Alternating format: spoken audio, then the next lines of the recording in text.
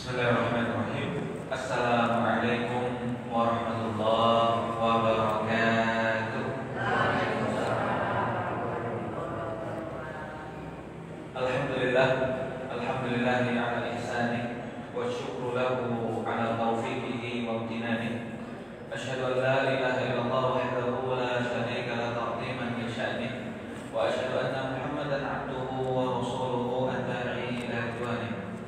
Allahumma shalli wa sallim ala nabiyyina Muhammadin wa ala alihi wa sahbihi ajmain, amma ba'd.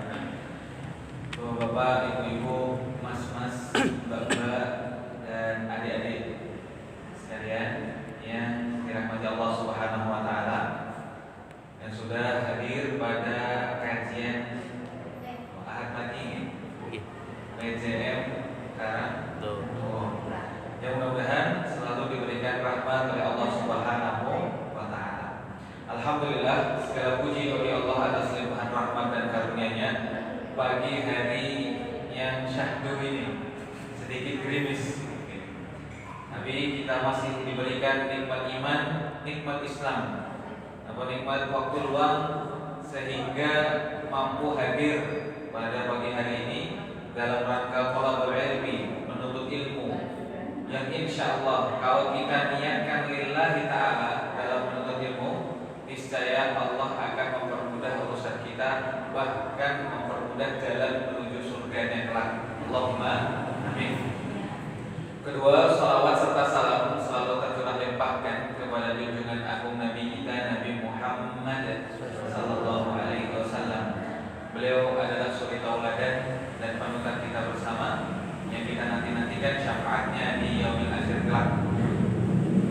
Bapak Ibu jamaah sekalian yang dirahmati Allah Subhanahu wa taala, ini kula lebih sepidan mriki, sepertinya baru pertama kali ke sini dalam rangkaian pengajian. Nek mampir sholat pernah.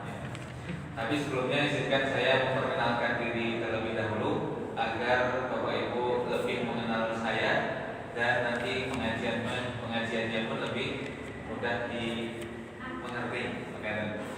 Jadi nama saya Muhammad Ilham, sebagaimana yang disampaikan oleh pembawa acara tadi. Saya lahir dari Lombok, Nusa Tenggara Barat. Nah, jadi kalau nanti bahasanya mungkin rada campur Jawa Indo nasional, tapi nanti karena kendala mungkin belum fasih Jawa Kromo, jadi ngapunten nanti saya campur pakai bahasa Indonesia mawon kita gitu. Saya lahir di Lombok, Nusa Tenggara Barat. Kemudian sejak lulus SD saya merantau.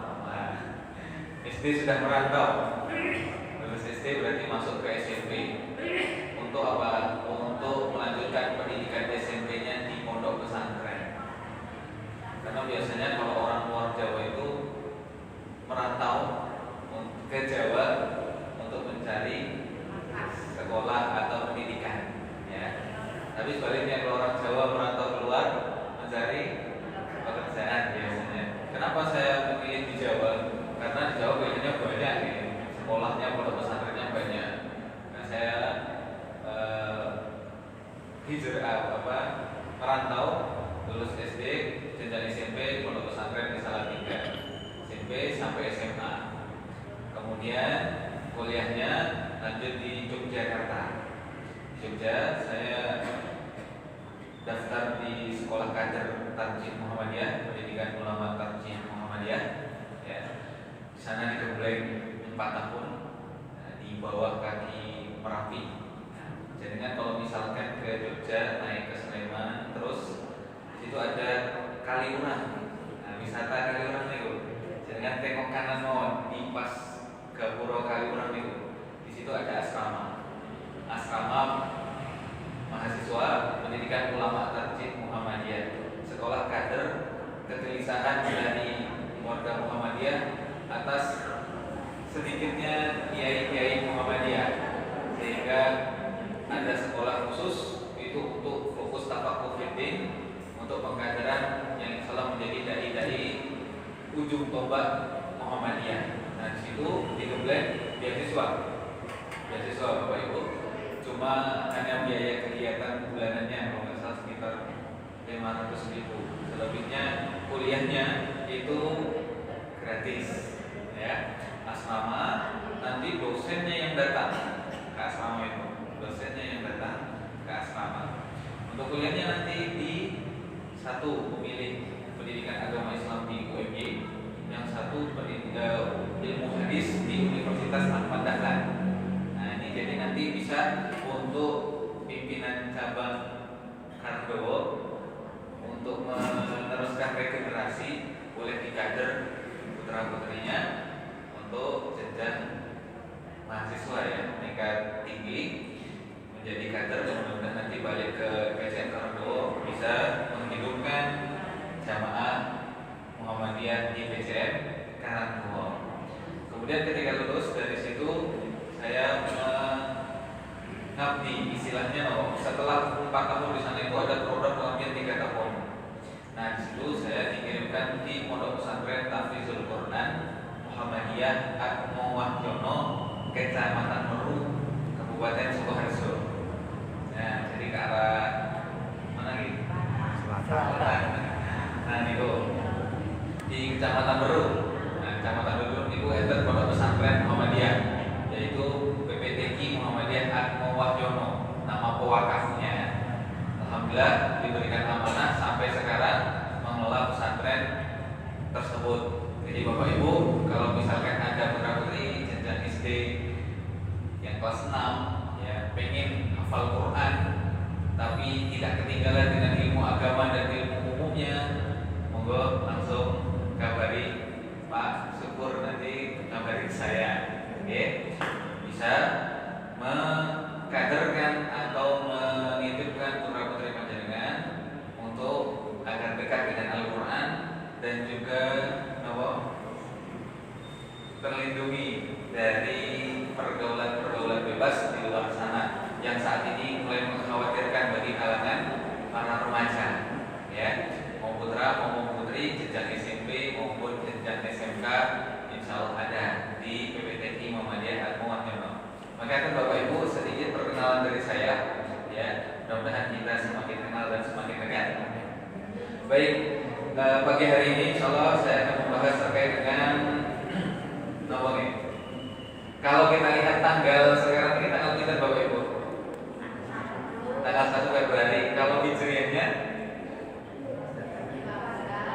13. Jadi hijriahnya tanggal berapa Syakban? 13 Syakban. Menurut Bukan 21. 13. Karena saya ingat Jumat kemarin 19 Syakban. Benar ya? Oh 13 ya? 13. Oh iya, 13 ya. Oh, jarak antara Syakban dengan Ramadannya berapa hari lagi Bapak Ibu? 18. Ah iya, 19 harinya. Ramadan berarti salah ya. Jadi Ramadan tidak terasa, sekitar 18 malah ya. 18 hari lagi Bapak Ibu sekalian. Ya. Bulan suci Ramadan, bulan yang didambakan, yang diharapkan oleh umat muslim seluruh dunia ini. Bapak Ibu pengen bertemu bulan Ramadan? Pengen? Sudah siap? Persiapannya apa? Takjil. Nah ini kan yang paling sibuk itu kan takbirnya ya. Bulan-bulan imam khotib untuk 1 bulan ke depan, untuk selama bulan suci Ramadan kemudian Idul Fitrinya. Ya memang bulan suci Ramadan itu adalah bulan mulia, bulan berkah. Kenapa dikatakan berkah? Karena di bulan tersebut amal ibadah kita yang baik itu dilipat gandakan, baik itu kualitasnya maupun kuantitasnya. Jadi kesempatan umat muslim untuk meraih keberkahan di bulan suci Ramadan, ya. Dengan apa? Dengan beribadah di bulan tersebut. Maka Bapak Ibu jamaah rahimakumullah, bulan suci Ramadan ini perlu kita siapkan matang-matang. Agar apa? agar ketika berjumpa dengan bulan suci Ramadan kita termasuk orang yang beruntung.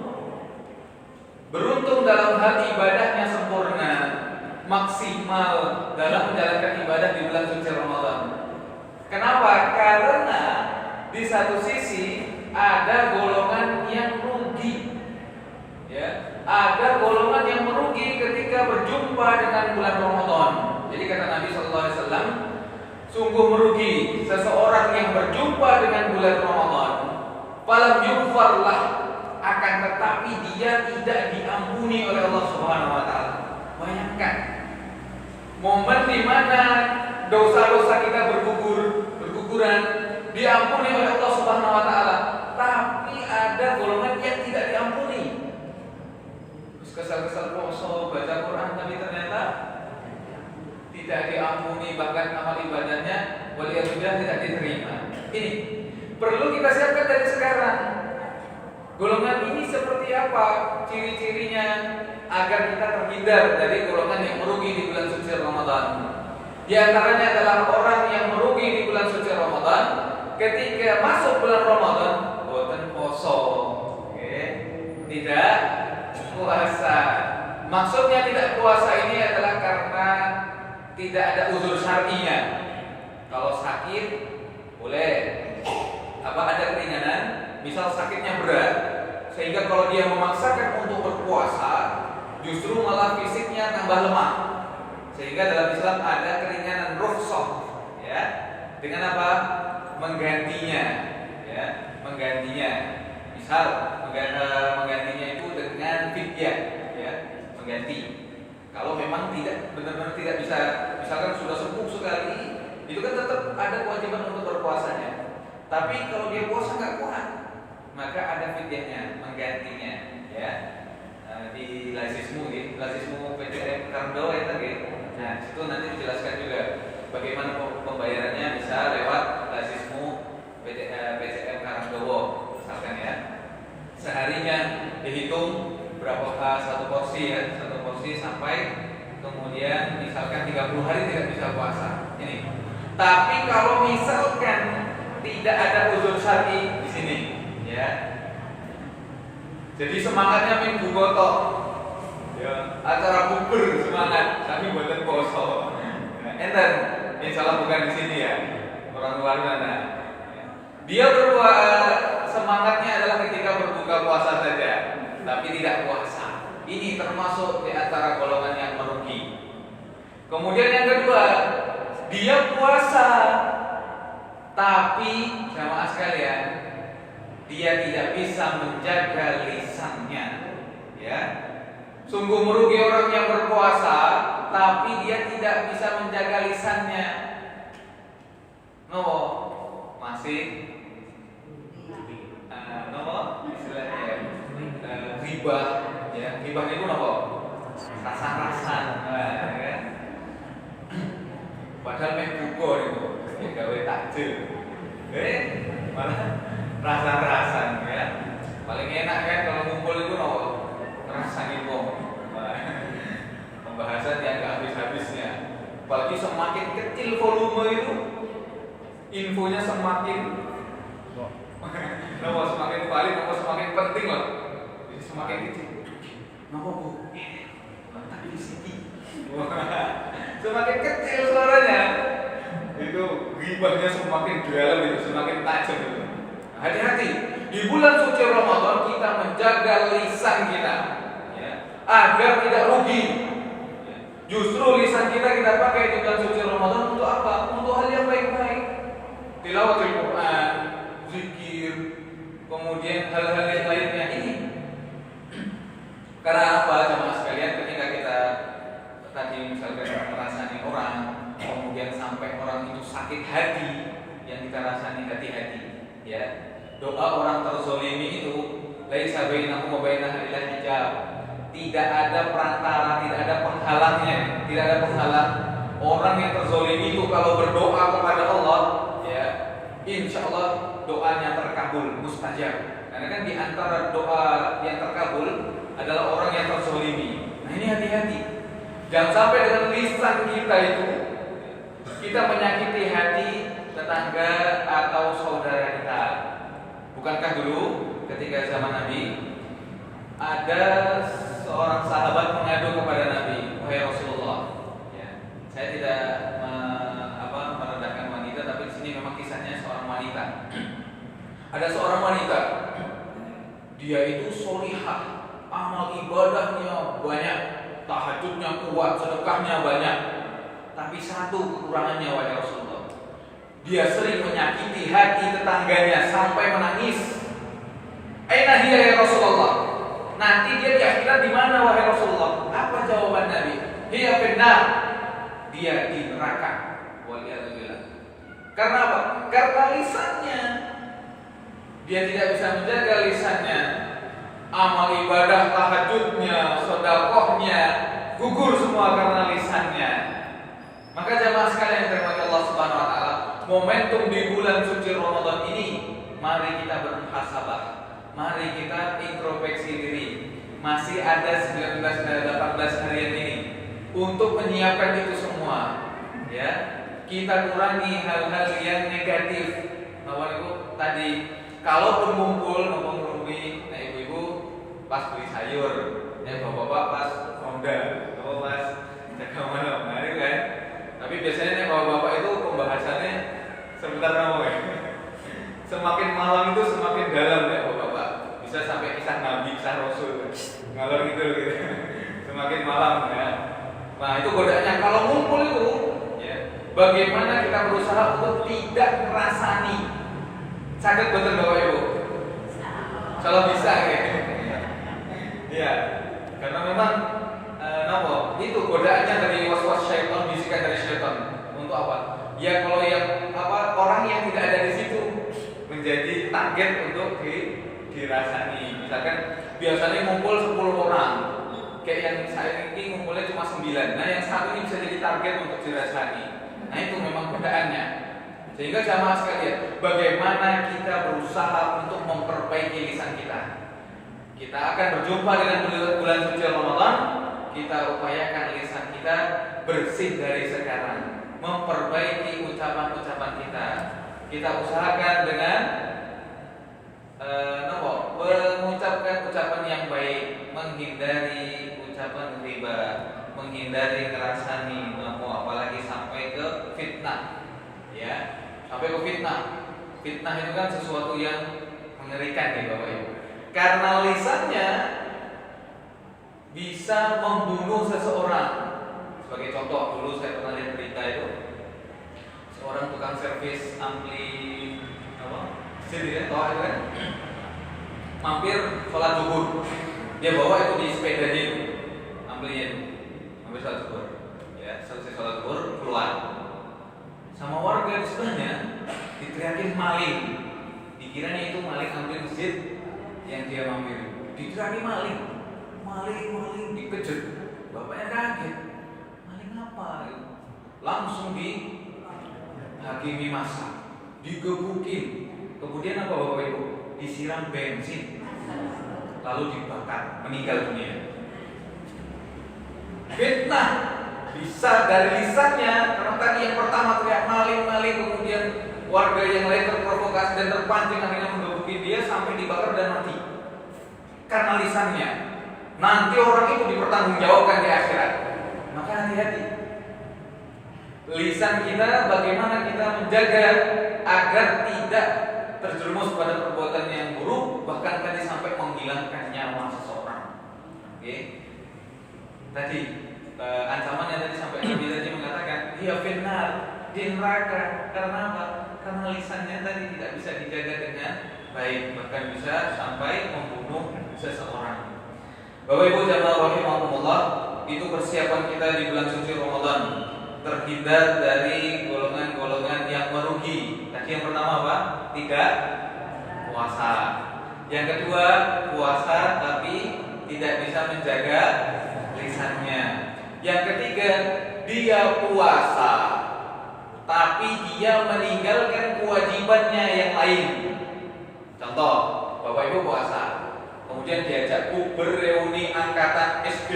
Wah, ada yang masih komunikasi sama angkatan SD nih, Bapak Ibu? Bapak Kalau TK, wah, mencar ya. Nah ini kok, misalkan reuni paling dekat aja lah, SMA atau kuliah atau kerjanya lah. Yuk, bukber, angkatan reuni, azan maghrib, Allahu Akbar, buka puasa, terus ngobrol hal-hal ini 12 sampai azan isya, buatan sholat maghrib. Enten ibu, mudah-mudahan bukan jamaah ini, jamaah mereka. Apa? Negeri kono mereka. Begitu. Nah, itu dia puasa full, ya, buka puasa. Tapi pas maghrib dia 12 sampai isya dia tinggalkan sholat maghribnya, nggak sholat maghrib. Dia melaksanakan satu kewajiban puasa Ramadan, tapi dia tinggalkan satu kewajibannya, yaitu sholat 5 waktu. Padahal itu sama-sama wajib. Terus benar.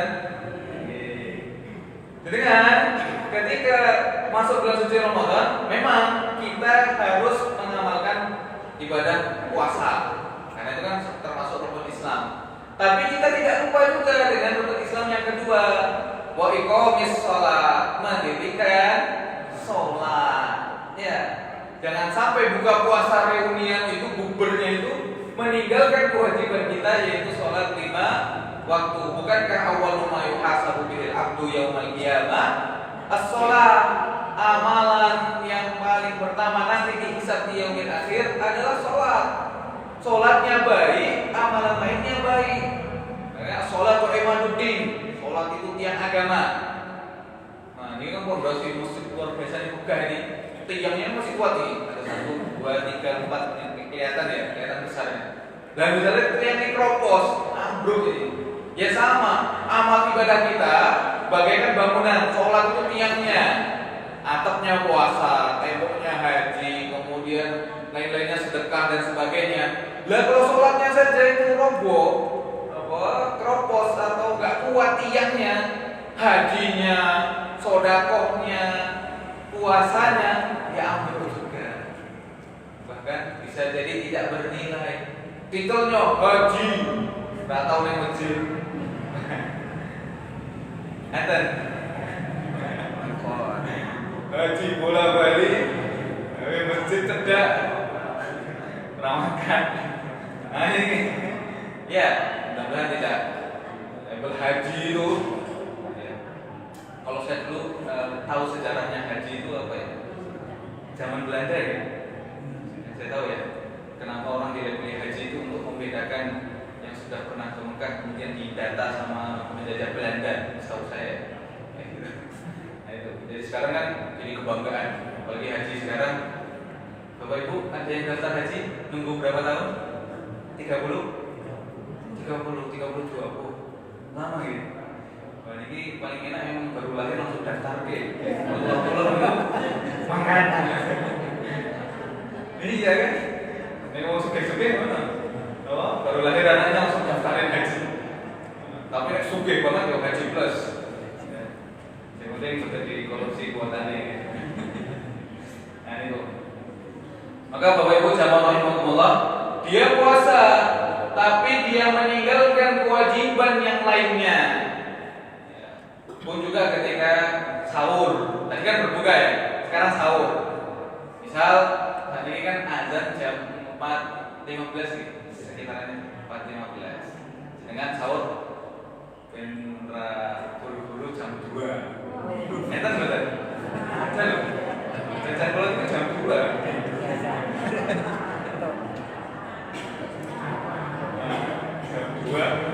Ngomong buatan ngeling itu. Kayak jam 7 pun mampir angkringan. Ya. Nah, dia sahur jam 2. Terus nunggu jam 4 tidur, tangi-tangi jam 7. Dapat sahurnya, dapat puasanya, tapi tidak dapat sholat subuhnya. Ya percuma. Mungkin. Bahkan kan yang paling afdol sahur itu adalah di akhir waktu. Dan paling afdol berbuka itu di awal waktu. Ya. Tadi kalau paling afdolnya sahur di akhirnya gitu. Panjenengan misalkan 4.15 tadi azan, panjenengan sahur jam 4. Nek makannya banter ya. Kalau itu timit-timit itu, wah, mepet azan. Ya paling enggak kita usahakan dekat-dekat waktu subuh. Ya meskipun nanti ada perbedaan imsak, di Bapak Ibu. Imsak itu apa? Kan biasanya ente biasanya 10 menit sebelum azan subuh imsak. Nah ini ada berbeda pendapat ini. Pun imsak sudah tidak boleh makan, ada kan? Nah, ada yang seperti itu. Tapi kalau kita lihat arti imsak itu apa? Masaka yang siku, memegang, menahan. Ya. Pada dasarnya akhir dari waktu sahur atau mulai awal puasa itu adalah ketika masuknya azan subuh. Ya. Jadi imsak itu dipakai untuk wanti-wanti atau untuk waspada sebentar lagi mau azan. Jadi gimana? Monggo boleh masih bisa untuk sahur. Oke Bapak Ibu, imsak itu karena batas mulai awal puasa itu adalah azan subuh. Karena biasanya di Indonesia imsak itu di misalkan kalender Kemenak itu 10 menit sebelum azan. Nah itu masih boleh untuk sahur. Ya udah, kalau misalkan saya mau ngambil keutamaan akhir sahur, setiap imsak baru mulai makan. Hati-hati nanti. Ternyata adalah sudah habis makannya, azan belum minum.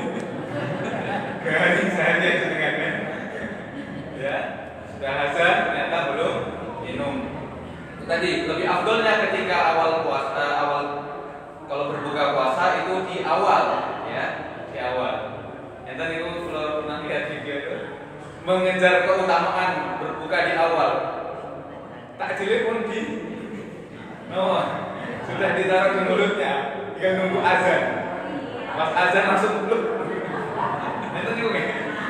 Itu lebih baik dihindari. Bukan mengejar keutamaan awal berbukanya, malah hati-hati. Naik kelep gitu kan, malah batal duluan. Padahal 1 menit lagi azan maghrib. Maka jamaah rahimakumullah itu golongan ketiga yang merugi di bulan suci Ramadan. Puasa tapi dia meninggalkan amalan yang lainnya, apalagi amalan wajibnya. Ya. Kemudian yang keempat, golongan yang merugi apa?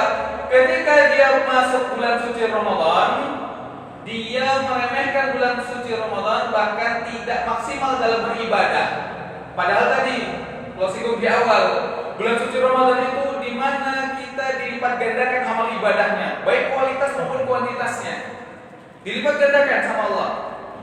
Di situ azan di mana kita menambah amal ibadah, di antaranya adalah tilawatil Quran, membaca Al-Quran.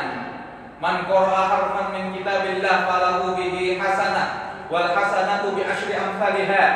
Barang siapa yang membaca Al-Quran maka dia akan mendapatkan pahala, kebaikan, dan setiap satu kebaikan, satu huruf dilipat gandakan menjadi 10. La aqulu alif lam mim harfun.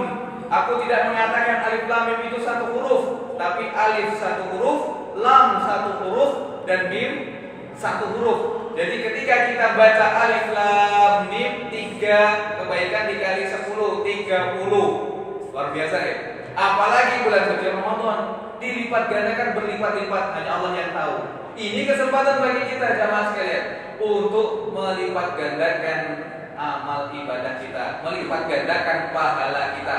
Dengan apa? Tilawatil Quran. Monggo dari sekarang kita targetkan bismillah. Ramadan besok berapa kali khatam? 1. Mana?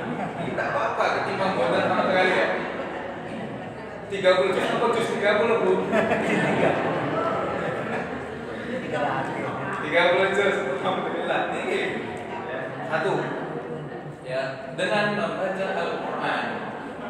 Kalau kita lihat contoh salafus saleh, orang-orang terdahulu, Abu Bakar As-Siddiq, Bapak Ibu sekalian, ketika masuk bulan suci Ramadan, ini untuk memotivasi kita. Abu Bakar As-Siddiq itu menyelesaikan 1 hari 1 khatam. Bayangkan, 1 hari 1 khatam, saking luar biasanya. Yo nek sugesti itu buatan kerja itu, buatan sabar itu yo aman-aman mawon ya. CEO kan 3 tinggal tunggu duit kawan. Sudah ada anak buah yang bekerja. Jadi kok tinggal memaksimalkan bulan suci Ramadan. Tapi nek ada jadwal ngajar sekolah, guru, bapak saben. Sebenarnya nggak ada alasan Bapak Ibu. Jadi kan saben itu sambil macul Bismillahirrahmanirrahim. Kul huwallahu ahad. Makin marah itu bahasanya. Nah ini kok ya bulan suci Ramadan, Abu Bakar As-Siddiq 1 hari 1 kali khatam. Luar biasa. Nah, panjenengan pernah melihat atau pernah mendengar yang sehari langsung khatam sehari 1 kali khatam langsung? Kalau pernah, santri pulau. Ya alhamdulillah di PPTQ Muhammadiyah Muhammadiyah itu ya kan program Quran tahfidz targetnya kita ikhtiarkan bismillah selesai 30 juz ketika lulus. Kita usahakan itu. Ya. Meskipun nanti kembali ke kemampuan anak. Ada satu santri luar biasa memang cerdas. Hafalannya itu kuat. Ya. Karena secara tidak langsung sama sekali orang yang hafal Quran itu pasti pintar. Panjenengan cari mawon. Yang hafal Quran 30 juz itu pasti pintar. Kenapa? Otaknya encer, dipakai terus, ya. Bukan tayangan istilahnya. Encer. Ketika otaknya itu encer, dipakai hafalan terus, nah, akan mempengaruhi ke akademiknya. Jadi rata-rata santri bulan itu yang pinter, yang ranking 1 itu ya di hafalannya banyak. Rata-rata yang selesai 30 juz ranking 1. Jadi ketika penghargaan diberikan ribet, santri terbaik hafalan 30 juznya dan santri berprestasi ranking 1 mesti ya orangnya sama gitu. Karena hafal 30 juz dan pinter. Nah itu. Dia selesai 30 juz, kemudian memberanikan diri. Ustazah, ini santriwati. Pengen 1 kali simaan, sekali duduk 30 juz, sekali duduk. Silahkan. Itu memang ribet dari pesantren jika memang ada yang bisa melakukan 1 kali Quran 1 kali khatam sekali duduk. Mulai dari selesai tahajud jam 3 ini. Mulai Bismillahirrahmanirrahim. Alhamdulillahirabbil alamin Al-Fatihah, kemudian Al-Baqarah ya. Nah, tapi kalau waktu sholat ya berhenti sholat. Waktu makan ya makan. Sebentar habis lanjut lagi sampai Isya. Sampai Isya selesai. Alhamdulillah selesai 30 juz. Sekarang dia pintar kuliah di UMY, jurusan sastra Arab. Nah ini. Jadi jamaah sekalian di pondok difasilitasi anak-anak yang pengen dekat dengan Quran, panjenengan pengen punya di rumahnya generasi Al-Quran minimal 1 saja tidak apa-apa. Di rumahnya itu harus ada generasi Quran. Ya lewat mana? Salah satunya adalah dimasukkan ke pesantren tahfidzul Quran. Ya, selesai 30 juz senang luar biasa. Memberikan mahkota kepada orang tuanya di akhirat kelak. Nah ini pinter, solihah, dan insya Allah rezekinya juga lancar. Nah itu nggih Bapak Ibu. Maka di bulan suci Ramadan jangan kita sia-siakan. Kita manfaatkan dengan apa? Membaca Quran. Ya. Tadi misalkan target 1 bulan 1 kali khatam 30 juz. Hitung saja umumnya 1 bulan 30 hari. Berarti panjenengan harus menyisihkan waktu 1 hari 1 juz. Terus betul? 1 juz ya. Untuk mempermudah bagaimana jadwal biar rutin dan konsisten, itu panjenengan bagi dalam sholat 5 waktu. Gampangnya 1 juz itu kan biasanya 10 lembar ya. 10 lembar. Panjenengan bagi 5 sholat 5 waktu. Jadi subuh 2 lembar, zuhur 2 lembar, begitu sampai isya 2 lembar. Insya Allah selesai 1 hari 1 juz. Ya, selesai sholat subuh. Nah ini kan godaannya apa? Subuh. Nah itu, ya itu godaannya. Loh bukannya katanya setan itu dibelenggu nggak? Nah, berarti setannya sinten itu.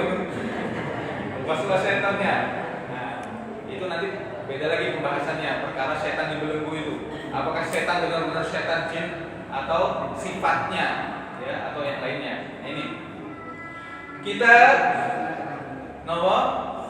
rutinkan, kita jadwalkan setiap 5 waktu tadi 1 sholatnya 2 lembar. Insya Allah selesai 1 juz. Nah, bilalah misalkan di hari kelima nggak sempat, maka ya sudah itu harus tanggungannya. Bagaimana caranya di hari kelima yang harusnya selesai 5 juz saya kejar. Ya, Beda. Biar apa? Biar tetap nanti masuk ke hari ke-6, juz ke-6 begitu. Jadi kita rutinkan. Bismillah. Saged boten Bapak Ibu. Misal kalau terlalu sibuk ya setengah mawon lah, setengah Quran berarti 15 juz. Ya. Wah, sibuk kerja saya itu dari pagi sampai pagi. Kerja apa Ibu? Pagi sampai pagi. Sampai tidak sempat untuk ngaji dan tilawah Al-Quran. Nah ini, misal sesibuk-sibuknya kita, ya, paling enggak lah bawa 1 halaman, ya, 1 hari 1 halaman. Tapi kan rugi ya di bulan suci Ramadan ya. 1 hari ini 1 halaman. 1 hari ya, Bismillah sebanyak-banyak mungkin. Tapi ada yang semangat di bulan suci Ramadan. Pokoknya kalau pengen khatam 1 hari selesai 10 juz. Tapi besoknya bosan. Mulai lagi ini 15 hari setelahnya. Memang istiqomah itu berat Bapak Ibu. Istiqomah itu berat. Lebih mudah memulai ketimbang mempertahankan. Terus bosan. Iya. Mempertahankan itu lebih berat. Istiqomah itu berat. Godaannya luar biasa. Maka kata Nabi juga, ahabbul a'mali ilallahi adwamuha wa in qallat. Amalan yang paling dicintai oleh Allah Subhanahu wa taala yang rutin, kontinu meskipun sedikit, meskipun kecil. Itu lebih Allah cintai ketimbang banyak tapi jarang-jarang, arang-arangan. Contohnya tadi 1 hari 1 juz rutin lebih Allah cintai ketimbang jenengan hari pertama 10 juz buka Quran lagi di hari Nuzulul Quran, baru buka lagi misalkan. Baru menjelang Idul Fitri baru buka lagi. Itu meskipun sama-sama selesai 30 juz, tapi Allah lebih cinta kepada orang yang rutin, yang kontinu, yang istiqomah. Okay? Itu. Jadi kalaupun nggak bisa 1 juz setengah, nggak bisa setengah seperempat, nggak bisa seperempat, ya tadi 1 halaman, nggak bisa 1 halaman yang mau sok kulhu boleh. Kulhu ini lah. Andalannya Imam Tarawih ya. Kulhu le. Kulhu. Paling gampang, paling enak, paling banter. Ibu. Jadi tadi golongan keberapa Bapak Ibu? 4 ya. Golongan kelima. Ini sampai jam berapa? Setengah 8. Ini saat ini 7.16. Setengah 8. Padahal kalau pengen jam 10 ya. Oke. Tapi setengah 8 kalau mantap. Ya. Setelah kita maksimalkan sampai setengah 8. Golongan selanjutnya tadi dia rugi puasa, tapi tadi apa? Tidak tilawatil Quran. Yang selanjutnya adalah dia puasa juga, tapi dia tidak qiyamul lail atau tarawih. Hukum sholat tarawih apa Bapak Ibu? Hukum sholat sunnah tarawih wajib, sunnah, apa? Sepeda. Hukumnya adalah sunnah muakkadah, sunnah yang ditekankan. Jadi sunnah mendekati wajib. Jadi sunnah wajib tengah-tengahnya. Itu hukum sholat tarawih. Karena Nabi pun juga ketika Ramadan pernah tidak berangkat tarawih.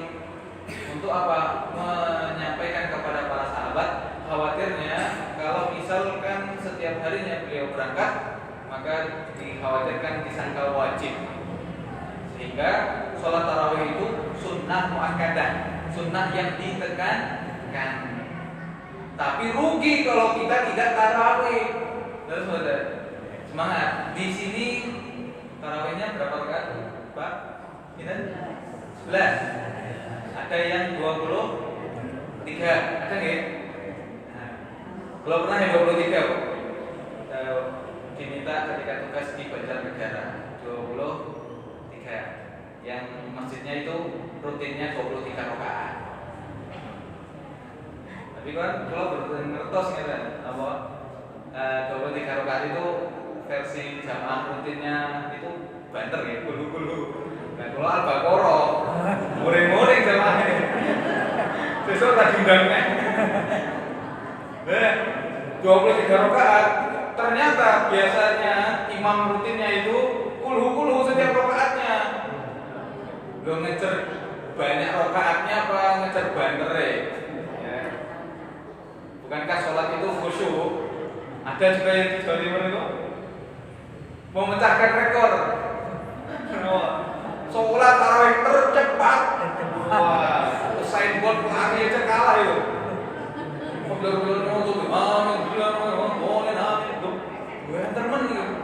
Yang diincar apa? Bukankah dalam sholat itu ada rukunnya, yaitu tumanina, tenang, bukan banter. Apa itu piala bareng masjid itu? Kan boten gitu. Dalam sholat itu ada rukunnya, yaitu tenang. Ya Allahu Akbar. Tenang, santai. Karena kan sholat itu juga artinya roha, istirahat. Dari capeknya menjalankan kerja, capeknya urusan dunia, sholat, santai, istirahat, ya, tenang, fokus, gitu kan? Maka ketika tarawih, santai banget. Tapi ya kebiasaan di rutin masyarakat, kalau imamnya bacanya doa-doa, pasti makmumnya gremeng, gitu kan? Rakaat pertama alif lam mim 1 halaman. Nah, rukuk gitu 12. Halaman kedua. Akhirnya waktu makin gede makin oke kan. Besok mesti dari sepi. Rasane kono, ustadnya mesti gowo montone. Pindah bae. Nah itu. Padahal kalau kita lihat ya Bapak Ibu sekalian, momentum di tarawih itu adalah momentum lama-lamaan sholat. Kalau misalnya di Saudi, di Mesir itu ada, di Mesir saya pernah dengar cerita dari seorang ustadz gitu ya. Di sana ada seorang sepuh, ya kakek-kakek kuat 1 jam lebih tarawih itu. Ditanya, apa jenengan kuat? Ya saya berdiri bukan dengan kaki saya, tapi dengan iman. Momen lumayan itu, kesempatan di bulan suci Ramadan tarawih, lama-lama sholat. Karena di situ kan semakin lama kita ibadah, semakin ditingkatkan pahala kita, semakin dikuatkan semangat kita dan dilipat gandakan amal ibadah kita. Ngeten Bapak Ibu. Kalau di sini biasanya tarawih 11 rakaat setengah jam atau 1 jam. 15 menit. Kayaknya bener. Normalnya itu 15 setengah jam gitu. Normalnya setengah jam itu sudah ayatnya sudah pilihan yang normal lah. Wal adiyati tawha, kemudian alam nasyra. Tapi pernah yang 1 jam Bapak Ibu. Atau ada juga di Jogja itu 1 tarawih 1 juz. Jadi memang ngejar selesai khatam 30 hari 30 juz. Ada ya di Lombok saya juga pernah, kalau tarawih di Lombok itu ada yang masjid programnya 1 hari 1 juz. Nah, itu lumayan gitu kan. 3 jam kalau nggak salah. Keren itu si gila ini. Kebetulan benar. Tapi memang di sini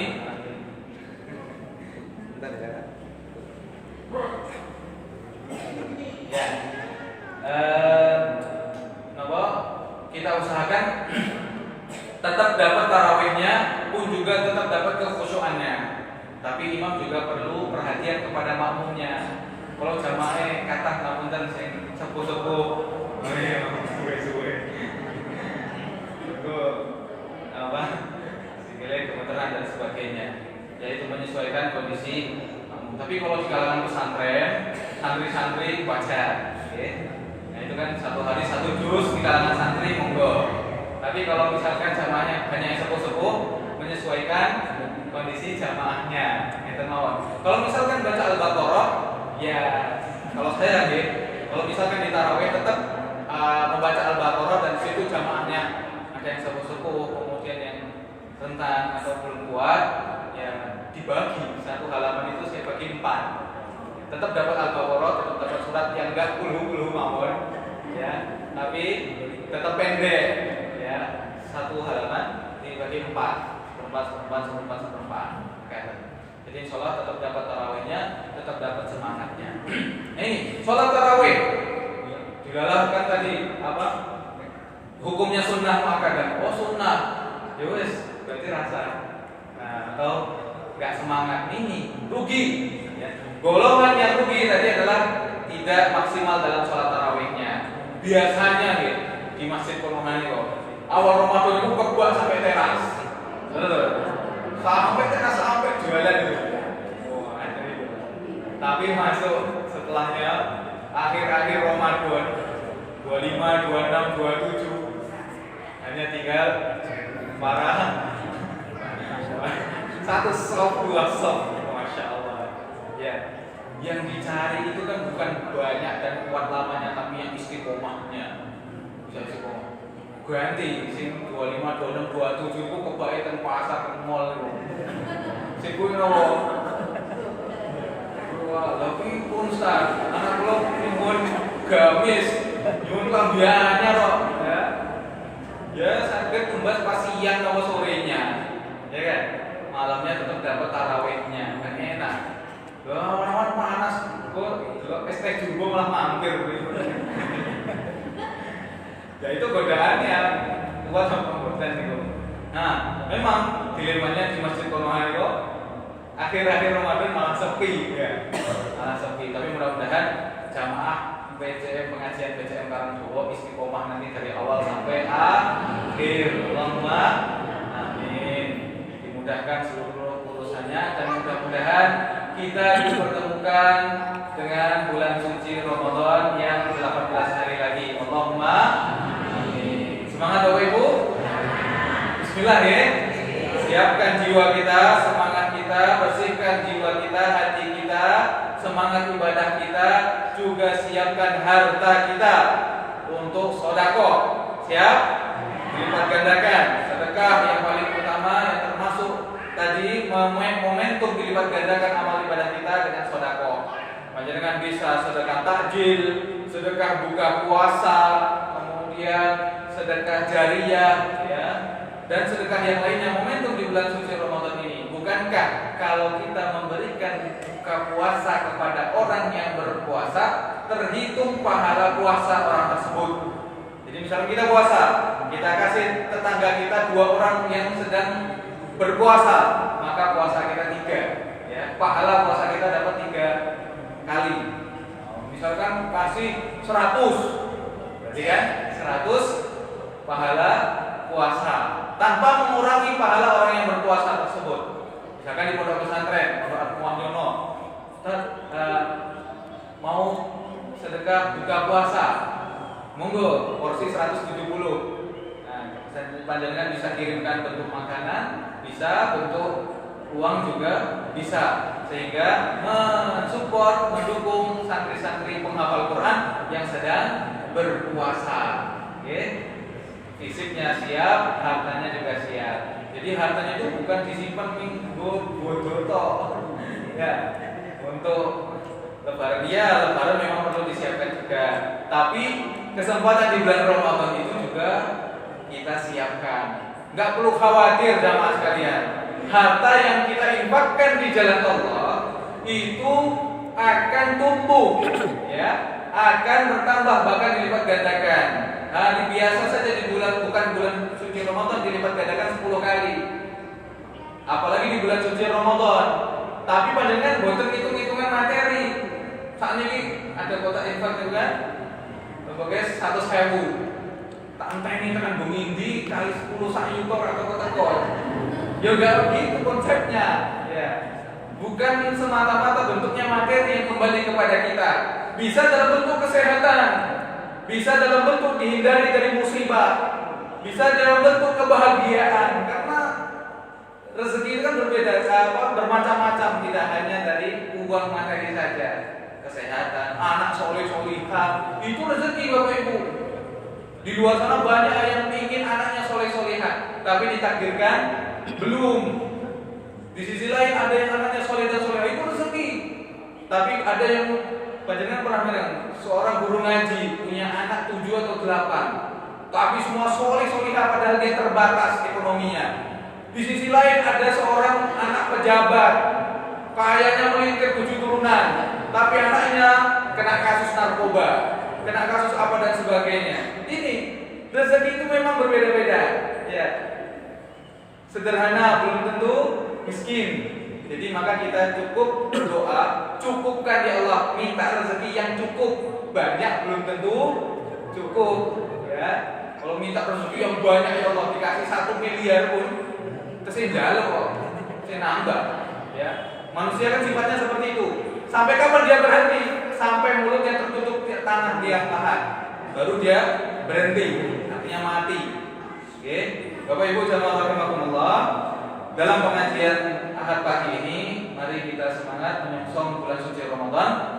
Ya, kita usahakan mulai dari hari ini bismillah ikhtiar baik. Mudah-mudahan kita termasuk golongan yang beruntung nantinya di bulan suci Ramadan. Allahumma amin.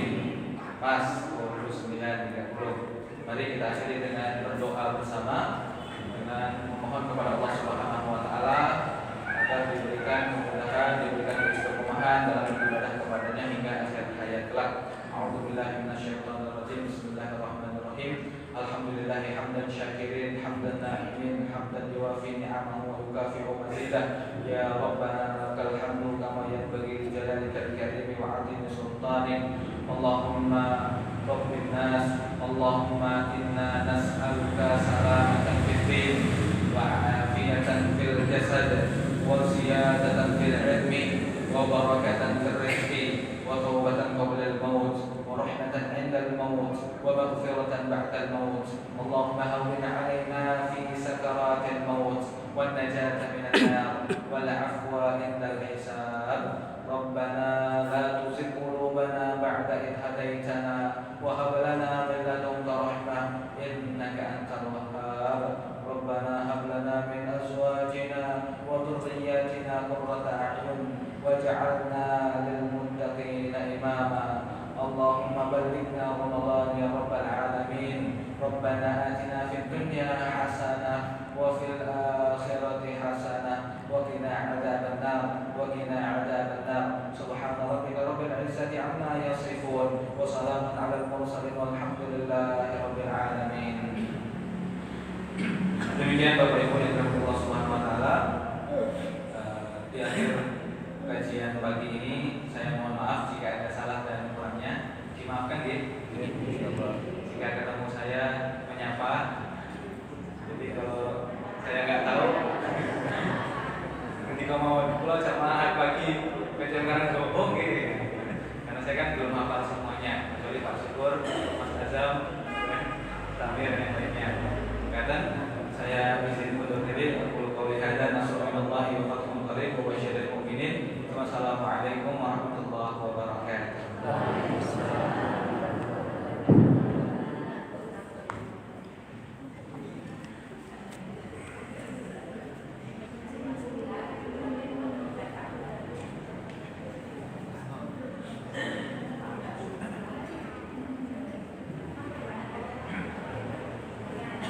Demikianlah tadi Bapak Ibu jamaah pada usaha Ahad pagi pengajian yang disampaikan oleh Ustaz Muhammad Ilham SAD APD. Beliau adalah mudir Pondok Pesantren Tahfidz Quran Muhammadiyah Atma Wahyono. Mudah-mudahan apa yang dibicarakan tadi menjadi bekal untuk menyambut bulan suci Ramadan. Amin.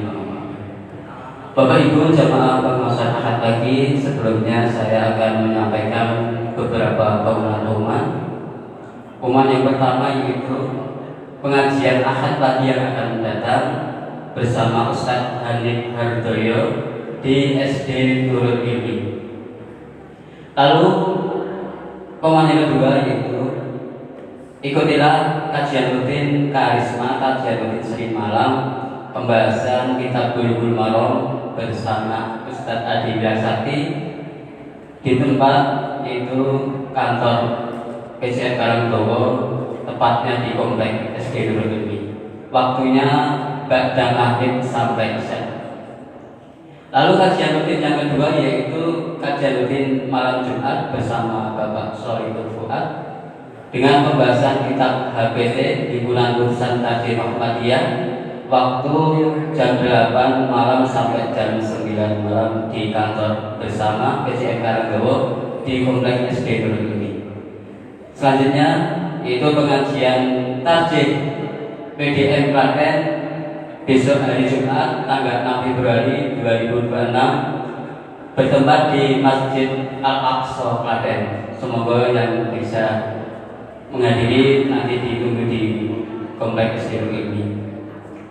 Selanjutnya mohon doa restu bahwa pada hari ini PCN Tarangdawa bekerjasama dengan Majelis Tabligh dan Kaji Muhammadiyah dan Korps Mubalek Muhammadiyah akan menggelar pelatihan Dai Muhammadiyah untuk menyambut bulan Ramadan, yaitu pada tanggal 1 Februari 2026 bertempat di SD Nurul Ilmi dengan pembicara yaitu Ketua Majelis Tabligh Ustaz Suparta SE dan dosen Umkla yaitu Ustaz Agus Wotoro, yaitu tepatnya nanti jam 9 insyaallah. Selanjutnya Jumatan Bapak Ibu jamaah pelaksanaan pagi pilih ijab menika dipun sediakan sarapan, semoga dipun kesahkan mangke wonten serami sebelah utara. Makaten Bapak Ibu rangkaian pengajian akad pagi semoga kita tutupkan di doa kafatul majelis. Subhanallah wa bihamdika asyhadu an la ilaha illa anta astaghfiruka wa atubu ilaik. Saking kula dan pati sedaya. Wassalamualaikum warahmatullahi wabarakatuh.